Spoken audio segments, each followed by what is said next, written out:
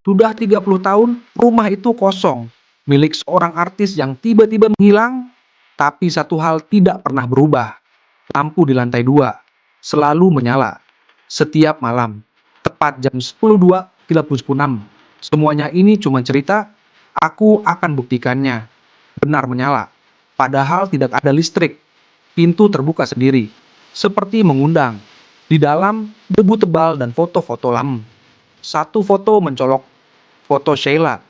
Tapi di kaca foto itu terlihat bayangan lain, berdiri di belakang Raka. Tidak ada, tapi suara langkah itu terdengar dari atas. Raka naik, pelan. Lampu semakin terang, semakin dekat ke lantai 2. Kamu datang. Sheila? Sudah lama tidak ada yang datang. Sekarang, kamu tinggal di sini. Setelah Raka hilang, warga semakin yakin rumah itu tidak boleh didekati. Tapi terlambat, karena sejak malam itu, Sheila tidak lagi hanya di dalam rumah dan matanya menyala di cermin. Saat sedang sendirian, mereka melihat bayangan lain. Saat dibalik, tidak ada siapa-siapa. Ada yang melihat sosok itu di kamera HP, padahal tidak ada pun di belakang. Kamu lihat aku. Mereka diam, sering melamun, menatap kosong. Dan jam yang sama, 02.36, mereka selalu bangun. Tanpa sadar, keluar rumah, menuju satu tempat. Seorang warga mengikuti mereka dari jauh. Seperti dipanggil, mereka masuk satu persatu. Tidak ada yang keluar. Tapi itu belum semua. Di jendela lantai 2 terlihat lebih banyak sosok. Di tengah, ada Sheila, berdiri paling depan. Kamu berikutnya.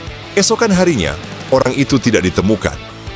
Yang tersisa hanya HP miliknya, dengan kamera depan masih terbuka. Setelah banyak orang hilang, warga mulai melakukan satu hal, pergi dari daerah itu. Mereka pikir itu solusi. Kalau menjauh, maka semuanya akan selesai. Tapi mereka salah, karena rumah itu tidak tinggal di satu tempat lagi. Seorang pria, Andi, pindah ke kota lain, jauh, sangat jauh dari rumah itu.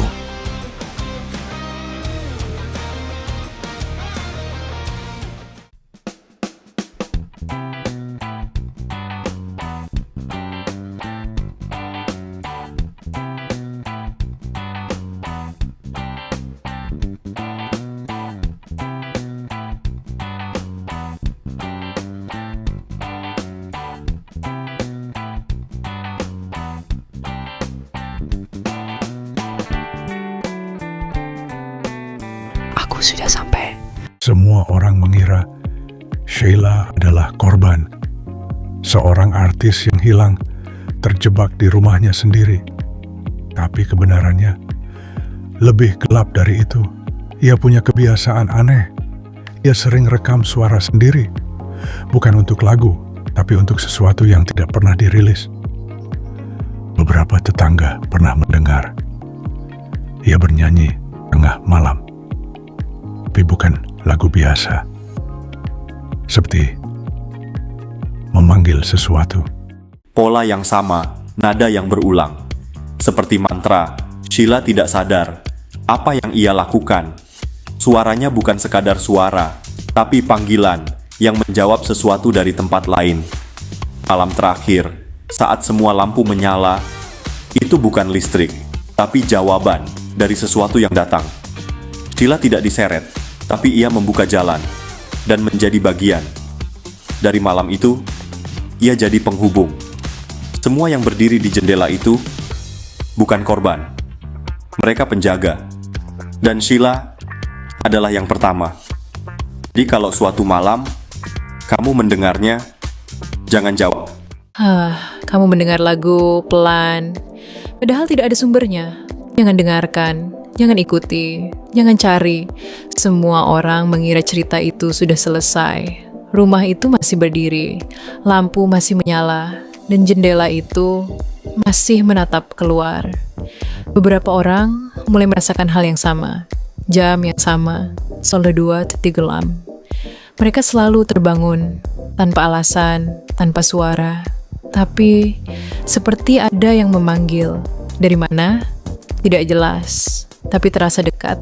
Di dalam kepala, orang-orang mulai bermimpi tentang rumah itu. Lorong panjang, tangga tua, lampu kuning redup, dan di ujung ada seseorang berdiri, tidak bergerak, menunggu. Saat mendekat, sosok itu perlahan mengangkat kepala.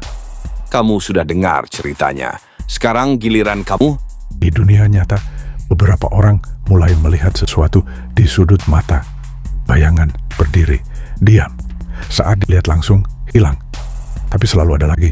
Yang paling menyeramkan, beberapa orang mengaku mendengar suara nyanyian pelan lagu yang sama.